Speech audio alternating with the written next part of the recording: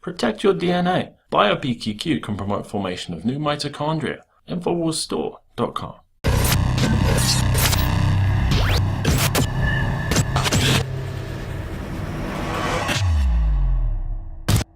I want to explain something.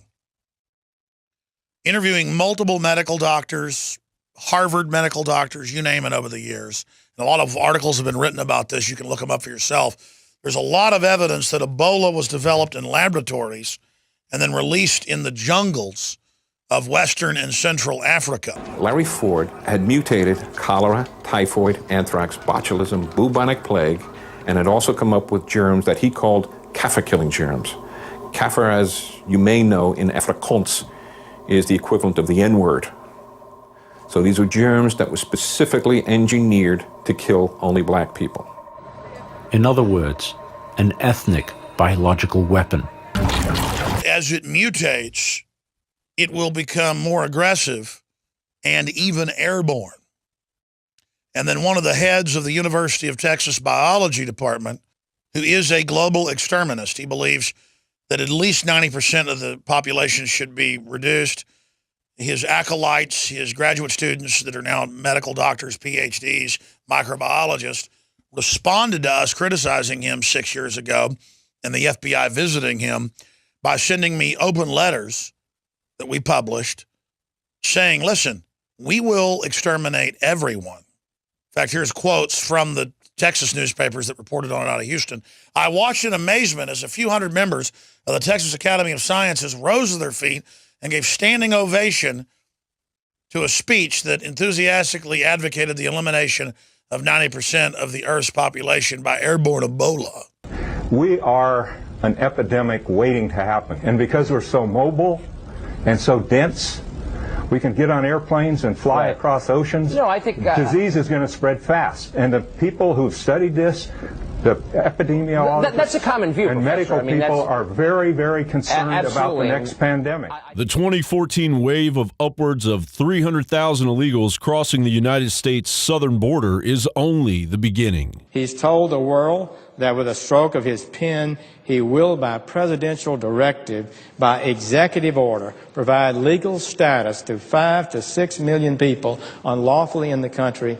Allowing any president to nullify law is a threat to the future of our republic and to the ultimate power of the people to control it. As Obama's failed policies, scandals, and questionable leadership open a deep wound in the Democratic Party's dwindling chances. Do you approve of the job President Obama is doing? Now, there'll be a chance to follow up, but this is a yes or no answer. Do you approve, yes or no? In some ways I approve, and some things I don't approve. President Barack Obama's administration missed their projected September 21st deadline. What's your name? Charlie.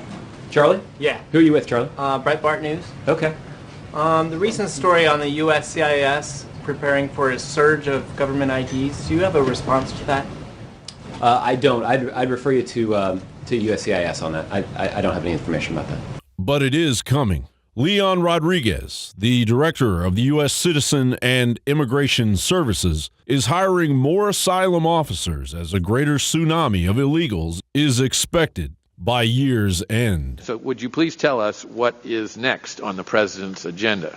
The directive that we have received is to examine possibilities for different avenues to exercising that prosecutorial discretion. I know that our secretary is in a process of engaging with frontline employees at DHS, members of Congress from both sides of the aisle, and stakeholders from a broad spectrum of American society. That process is ongoing. Alarms of Ebola infiltrating the wide open and unprepared U.S. southern border have been numerous. The immediate thing that really keeps me up awake at night, and I'll tell you it's the Ebola issue.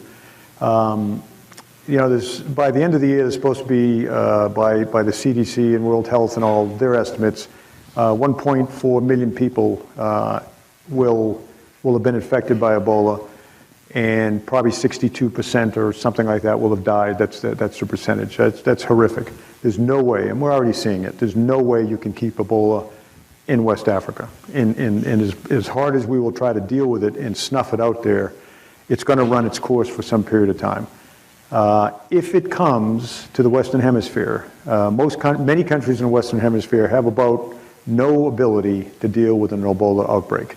So much like Western Africa, it'll rage for some period of time. Particularly if it gets to a place like Haiti or if it gets to Central America. There's almost no reason to stay in Guatemala, El Salvador, or Honduras. There's very few job opportunities, no education access, and if you're a parent, you have a better than even chance of burying your son or daughter long before they grow into middle age. So there's almost no reason to stay there. If Ebola breaks out in Haiti or in Central America, I think it is literally Katie bar the door in terms of the mass migration of Central Americans into the United States. 68,000 children essentially wandered across our border this year. So these populations will move to either run away from Ebola, or if they have been, or in the fear of having been infected, to get to the United States, will be taken care of. So that's one issue. But the larger issue from a national security point of view is this network. This network that runs up through my part of the world, through Mexico and into the United States, is very, very decentralized on the one hand, but very, very efficient. And anything can ride on the network. We have a lot of West Africans of the Homeland Security folks doing their work on our southwest border. Of the number of people they capture, a very large percentage of them are West Africans. But there were 5 or 6 black guys that were there at the border waiting in line to pass into Nicaragua and then on the way north. And the embassy person walked over and just asked who they were. And they said, well, we're from Liberia. Been on the road about a week. And we're on the way to New York City, illegally. So they're on the network. They had flown into, I think, Trinidad, and then met up with the traffickers, and now they're on the way in. They could have made it to New York City and still be within the incubation period of Ebola. So I go back to this issue, and I've highlighted this issue in Washington, that if there's an outbreak in the Caribbean, particularly, or in Central America, it will make the 68,000 unaccompanied children, I think, look like a small problem. You got the CDC saying 1.4 million cases by the middle of January for 2 countries, but the WHO saying 20,000 cases by middle November for 3 countries. How can you be so far off? Well, this is another one of those areas where hubris, and I say hubris not in an unkind way, could get us in trouble. My answer, which is really simple, is there's just going to be lots and lots and lots of cases and lots and lots and lots of deaths. We don't know what that number is going to be. And we just have to accept that fact. So nobody's right or wrong here. I mean, we don't know. The precision around these estimates are, in fact, big enough to drive an entire convoy through. Is this the new Black Plague? It's not the new Black Plague, not Ebola virus, but it's very important because it belongs to a category of diseases, a category of viruses, one of which could be the new Black Plague. There's a group of viruses that live in animals and spill over into humans, and some of them cause not only terrible disease, terrible suffering, the way Ebola virus does, but also are highly transmissible and can leap from one person to another and could travel around the world. Probably not Ebola this time, but the next one could be even more serious. We're finding biohazardous materials. We're finding medical stuff, needles along the border. The eugenicist propaganda of overpopulation has collided head-on into the looming Ebola crisis. I think the top leadership issue challenging our world today is how to deal with a continuing growing population in the world and all the resource demands it places on the world, and burgeoning populations in Africa and Asia that lack the resources to have a healthy, happy life. And I think we've got to find a way to make the world work for everyone.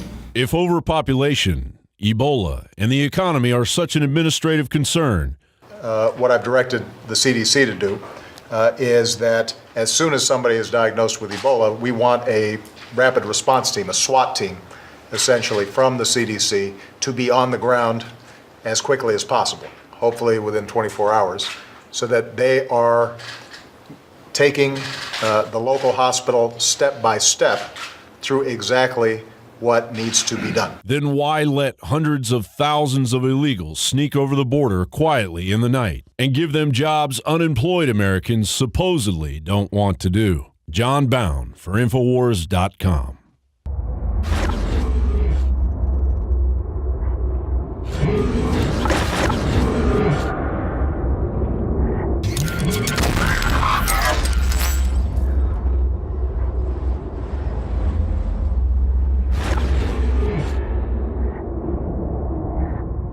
You want the best that's out there at the lowest price anywhere? Well, we're bringing you a total win-win. The ultimate value, cutting-edge, trailblazing game changer that also supports the InfoWar. We have produced a limited run of DNA Force, and it will take up to 12 weeks to produce more once we sell out. Secure your DNA Force today at InfoWarsLife.com or call toll-free 888-253-3139. DNA Force from InfoWars Life.